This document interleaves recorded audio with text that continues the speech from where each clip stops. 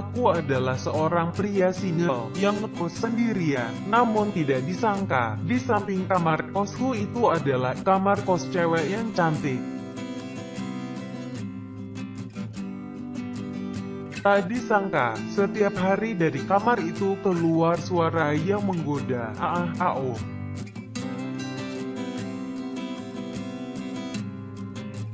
Suatu hari saya terbangun dengan kesal karena mendengar suara itu.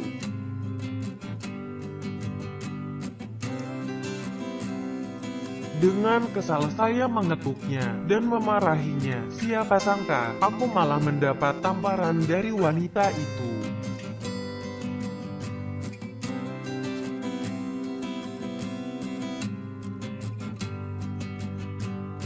Lalu wanita itu berbicara bahwa selama ini yang saya dengarkan itu hanya suara mesin cuci.